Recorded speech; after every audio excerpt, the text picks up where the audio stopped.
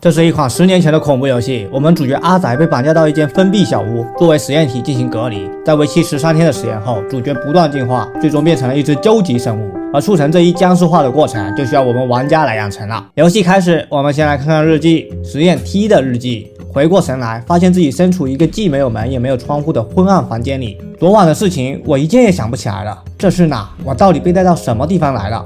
算了，管他呢，反正我也是个家里蹲，只要有饭吃，有暖和的床睡就行了。虽然不知道是谁准备的，不过幸好这饭还挺好吃的。但是既然都把人绑来了，好歹把手机也一起带过来啊！可以看出我们的男主是个摆烂仙人，心很大呀，都被绑架了还能如此淡定，被人当成实验体的都还不知道，甚至这的美食还抓住了他的味蕾。美食就是眼前的这一坨肉了，先不管它是不是我们想的人民碎片，但这肉不是普通的肉，肉里包含一种鸡病毒，当这病毒条满了之后，主角就会发生变异，而且肉也不用担心不够吃啊，每2秒就会自动续杯，无限充能，是个永动机。不仅如此，每2秒还有实验经费的汇入，要是这资金永动机在现实生活中存在，我还做啥视频？资金可以强化鸡病毒，提升食物上限，提升每2秒汇入的金钱数量。游戏设定上非常的简单啊，玩法上更是简单，就是每天给男主喂饭，把他的病毒条给喂满就行了，就这么 easy。当食物不够喂时，你觉得补充太慢也没有关系，下面还有个无限火力按钮，发动期间食物完全不会减少，另外金钱的存入速度也会提升。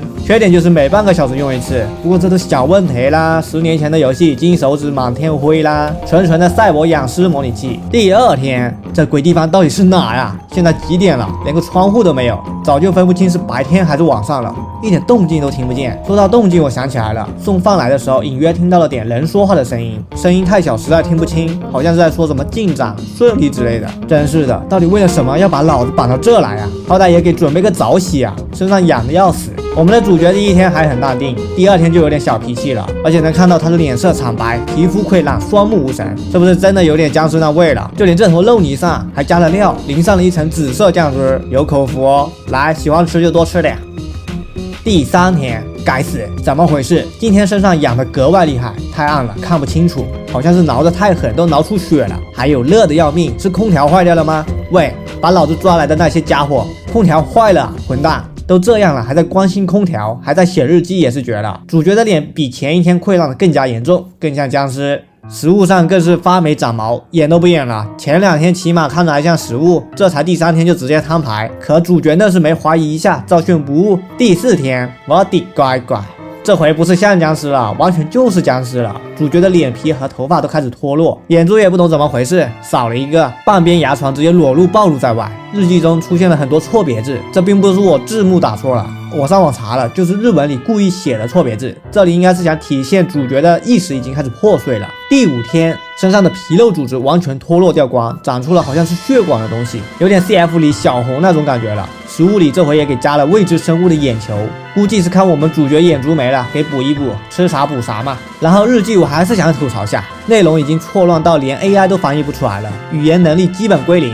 但就算这样，他还要坚持日更，我真是应该向他学习啊！第6天，进化的有模有样起来咯，身上的皮肤组织像在搞2期工程，可以看到面部牙床部分已经在慢慢缝合，就是不懂为什么他的出血管一定要暴露在外炫耀一波。当然日记也是不会忘记写的，但是我一想到这副样子还要写日记，就有点想笑，毫无违和感。这次的内容依旧简单明了，就是舒服 Kimoji， 说明我们主角得到进化后的感觉并不会很痛苦，反而觉得很舒服。第7天，已经离人越来越远了，主角心脏直接裸奔在外，嘴里冒出好几根触手，主打一个不用手也能吃饭的省力设计。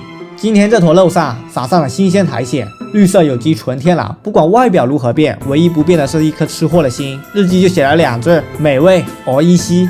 第8天，完全变了一个样，新生长的白色皮肤包裹了全身，整体有点像外星人。嘴部设计我觉得借鉴了异形，你还别说，在怪物里这是能出道的颜值了，甚至理智也开始慢慢恢复。日记中主角终于想起自己是被拐而来，但还说不出话，唯一念念不忘的就是肉。第9天，身体突然变大了，到底发生了什么？我的身体究竟怎么了？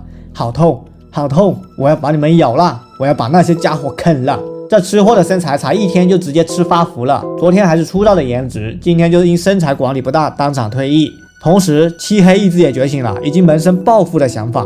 第10天，脑袋异常的清醒，但是记忆非常模糊，感觉好像有好几天都意识不清。可这到底是怎么回事？这真的是我的身体吗？这胳膊是怎么回事？视野也变得异常开阔，疯狂的想吃虫子。你们到底对我做了什么？我接下来到底会变成什么样啊？感觉每次都是有阶段的进化，每个阶段进化的跨度都很大呀。我不懂怎么从发福僵尸转职成昆虫系的。今日食材也是加了新料，居然有人的手指，真好奇这组织每天是从哪进的货，太变态了。第11天，主角把自己裹成了一个茧，也终于断更一次没写日记。至于会蜕变成什么，我们直接跳到第12天。哪里好多？从这篇日记看来，我好像是被什么人给绑架了，在这里被当成了某种实验的豚鼠来对待呢。虽然对以前的我根本毫无兴趣，不过反正闲着也是闲着，他们曾给予我的恐惧、不安、绝望，就让我回敬给他们吧。可以看到，我们主角蜕变成了一个外星版刑天，拥有2副面孔，还得到了强大的 power。房间这副破烂不堪的模样，就是主角的杰作。阿宅不再是那个只要有饭吃就行的阿宅了，现在的他很会怒，就连碗里的食物都打上了马赛克。虽然看不清是什么，但肯定是少儿不宜的。就在我以为能看到究极形态的最终章，时间却回到了11天前。实验员每天记录主角变异的过程。第1天，记录里讲述了绑架主角的前因后果。他们的目的是在做一种关于鸡病毒的人体投用实验，只要成功，就能诞生出超越人类一切能力的究极生物兵器。这种兵器他们还不是自己用，而是与某国达成的交易。第2天，鸡病毒的阳性反应很快在皮肤各处显现出来，经过可以说还算顺利吧，稍微增加了混入食物中的鸡病毒的量，继续观察情况。另外，与某国的交涉也进展良好。作为交涉的一环，实验员想将隔离室的情况实时直播出去，打算向上级提议一次看看。第3天，阳性反应已向皮肤整体扩展，经过依旧顺利。根据小白鼠的实验结果，接下来全身皮肤应该会坏死一次，再形成新的皮肤，然后细胞组织会全部更新换代。只不过直播的提议被上层给驳回了。第4天，半身的组织几乎都已坏死，所有细胞组织大概已经进入了准备全面更替的阶段。经过相当顺利。说起来，昨晚第一次去的那家酒吧里，有几个女客人偷偷嘀咕我说我好恶心之类的，估计是干这个工作的缘故，脸变得很吓人吧，真烦躁。喝点酒吧，也给你的饭里掺点酒吧，哈哈。第5天，实验体身上出现了在小鼠实验中未曾见过的异常变化，这是意料之外的事态。那身体上长出来的触手究竟是什么？莫非是昨天掺进去的酒引发了特异的作用？呵呵，不过这样一来倒挺有意思的。对上级保密，就这样继续下去吧。追求未知，这才称得上是科学家吧。弄了半天这只触手啊，我一直以为这是血管呢。第6天，那个触手开始侵蚀全身，这是人体投用的结果吗？还是与酒中含有的酒精成分发生了反应？虽然现阶段还不能确定，但这变化相当令人感兴趣。另外，皮肤也开始重新形成了，恐怕细胞组织也开始发生变异了吧？意识水平显著低下，意识还能保持正常吗？似乎还在写日记，改日回收后再进行调查吧。第7天，从前天开始出现的那根触手已完全侵蚀了全身，嘴巴、鼻子之类的人类器官已经不见踪影，包括消化器官在内的内脏。细胞变异究竟进展到了什么程度？还能正常运作吗？以防万一，将食物换成容易消化的东西，意识恐怕早已无法保持了吧。最近烦心事很多，动力也有些下降，但看到了如此有趣的经过，看来能喝上美酒了。第8天，裸露的肌肉和神经被新形成的坚硬皮肤覆盖着，之前侵蚀全身的触手似乎也顺利的融入了肉体。看这情形，恐怕它会向着适合生物兵器的特化于战斗的形态进化吧。虽然我如此冷静的记录着，但内心其实对从昨天开始的变化感到无比兴奋。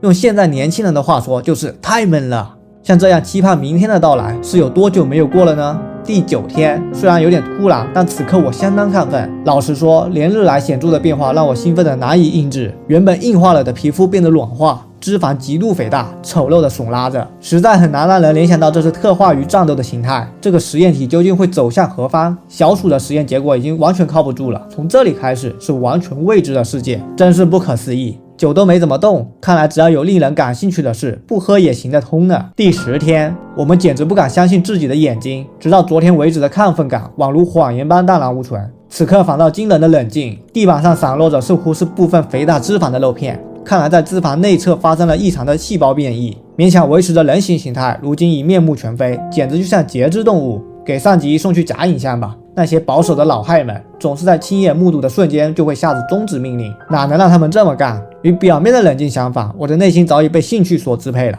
第11天，我的内心已被超越以往的那种亢奋感所支配。据推测，昨天所见的节肢动物形态是为了在体内生成这个茧所必须的变化。尝试了 X 光扫描的结果显示，碱中实验体的肉体似乎已完全分解，是在为重生、为另一种生命体做准备吗？孵化的那一刻真是让人等不及啊！然而违背我的意愿，组织内部开始出现担忧实验危险性、要求终止的人。哼！就这还有脸自称科学家吗？一群低能的东西！第12天，变化成如同婴儿般形态的实验体，那惹人怜爱的外表之下，一醒来便开始破坏设施。照此下去，不只是这座设施，C病毒甚至有可能扩散到城市中去，危险等级7。无论如何都必须阻止其对外泄露。不过话说回来，把那种要求终止实验的家伙称作科学家，这合适吗？那种风险我从一开始就心知肚明，其他研究员已经让他们闭嘴了。来吧，让我看看你的下一次进化。从以上内容来看，这是个疯狂的科学家呀！伪造数据，欺上瞒下，内心的理性已完全被好奇心绑架。不出意外的话，要出意外喽！最后一天，看吧，看那个身姿，看这副光景，这才是我所追求的究极生物兵器。在异常自己的破坏力之上，还拥有无论何种损伤都能立刻再生的不灭肉体，即使动用现代兵器，也不可能将其杀死。果然我没有错，但课题依然存在，该如何控制那个生物兵器呢？这样的话没法交付给客户啊！都这时候了，还在想着交付呢？造出来控制不了有什么用？可以看到背后的城市已是一片火海。画面里枪林弹雨，全程的气氛组，主角无限回血永动机，告诉你什么才是真正的战撸不怂。最后人类能想到的办法也只剩核武器了，但我觉得就算是蘑菇鱼也没办法直接消灭，作者最后也没交代，所以回顾整场操作，到头来一场空啊！最初的目的就是造生物兵器做笔买卖，结果最后资金投入了，交易没达成，还毁了一座城。这游戏告诉我们一个什么道理呢？上班别喝酒，喝酒别喂僵尸。升华了，好吧？那这期视频就到这边，喜欢的话别忘了点赞关注，我们下期视频再见，拜拜。